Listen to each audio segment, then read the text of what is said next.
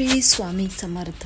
चला व्हिडिओला सुरुवात करूया. त्याआधी तुम्ही चॅनलवर नवीन असाल तर सबस्क्राईब करायला विसरू नका. श्रावण महिना येत आहे. ह्या सोमवार हा पहिल्यांदाच असं होत आहे की श्रावण सोमवार हा सोमवारपासून चालू होत आहे. त्यासाठी आपण श्रावण महिन्यामध्ये खूप सारे पारायण केले जातात, वेगवेगळे पारायण केले जातात, पोथी वाचल्या जातात. तर श्रावण महिन्यात शिवलीलामृताचं पारायण करणं हे खूप महत्त्वाचं असतं आणि ते खूप चांगलंसुद्धा असतं पारायण केलेलं. तर शिवलीलामृताचं पारायण हे कसं करायचं हे आपण आता बघणार आहोत, त्याचं उद्यापन बघणार आहोत. ते पारायण केल्याने काय होतं हे सुद्धा आपण बघणार आहोत. चला व्हिडिओला सुरुवात करूया. त्यासाठी तुम्ही हा व्हिडिओ शेवटपर्यंत नक्की बघा. भगवान शंकरांचा महिना सोबतच अध्यात्माच्या दृष्टीने अत्यंत पवित्र मानला जाणाऱ्या श्रावण महिन्याला सुरुवात होणार आहे.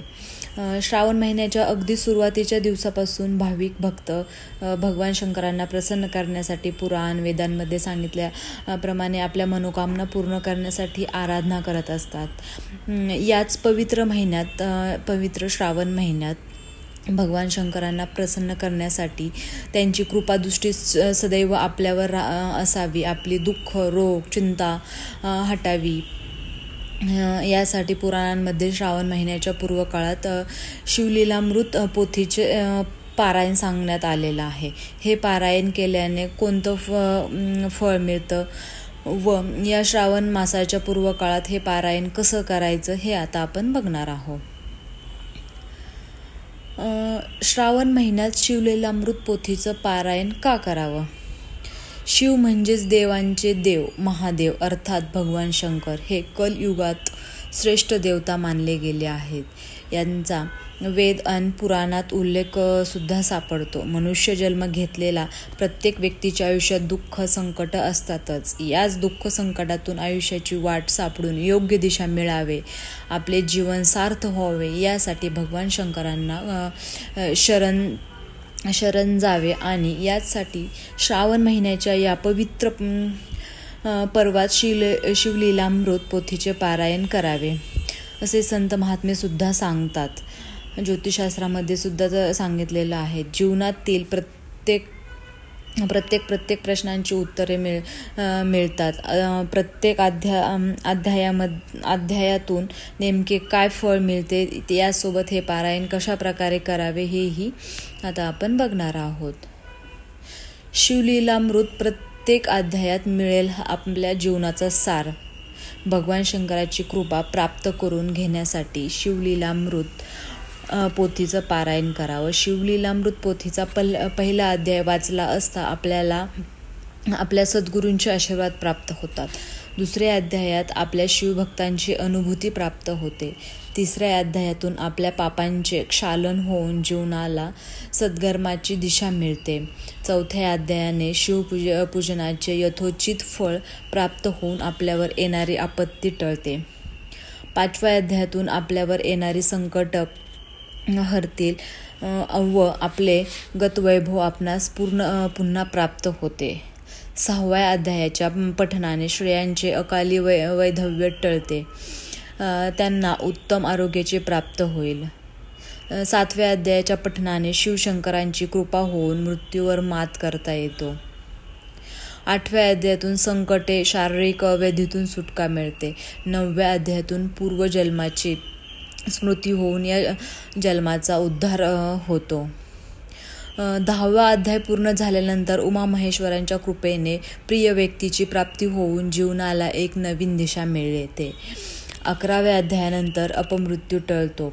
हितशत्रूंचे बळ कमी होईल, प्रतिष्ठा मान सन्मान सुद्धा वाढेल. 12व्या अध्यायानंतर आपल्या कुटुंबातील मृत आत्म्यांना सद्गती प्राप्त होते. परिवारातील भूत पिशाची बाधा नष्ट होतात. 13व्या अध्यायातून अध्यात्माची गोडी लागते, अडकलेली कामे मार्गी लागतात. 14व्या अध्यायातून गुरुकृपा लाभते, याचसोबत विद्येची प्राप्ती होते. शिवलीलामृतातील 15वा अध्याय हा कथेचा सार आहे. या अध्यायाच्या पठणाने पारायणाची सांगता होईल व केलेले पारायणाचं संपूर्ण सुफळ संपूर्ण होईल। या पद्धतीचे करावे शिवलीलामृत सप्ताह पारायण कशा पद्धतीचं आहे ते बघा। कोणत्याही सोमवारी सकाळी किंवा सायंकाळी शंकराच्या मंदिरात जाऊन किंवा आपल्या घरातील पिंडीवर 11 बेलाची पाने शिवपिंडीवर 11 बेलाची पाने पिंडीवर व्हायचे आहेत व शंकरांचे यथाशास्त्र दर्शन घेऊन मी भगवान शंकरांना प्रसन्न करून शांती, समाधान, आनंद जी इष्ट कामना असेल ती बोलून प्राप्त करण्याची शिवलीलामृत पोथीचे 7 दिवसात पारायण करणार आहे। तरी हे कार्य भगवान शंकरांची कृपा करून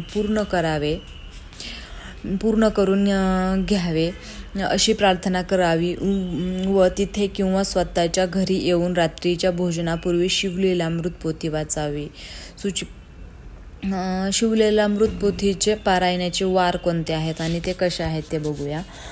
सोमवारी अध्याय 1 आणि अध्याय 2, मंगळवारी अध्याय 3 आणि अध्याय 4, बुधवारी अध्याय 5 आणि अध्याय 6, गुरुवारी 7 आणि 8 अध्याय वाचायचा आहे, शुक्रवारी अध्याय 9 आणि अध्याय 10 वाचायचा आहे, शनिवारी अध्याय 11 आणि अध्याय 12 आणि रविवारी अध्याय 13, 14, 15 अशा प्रकारे हे अध्यायाचे नियम दिलेले आहेत।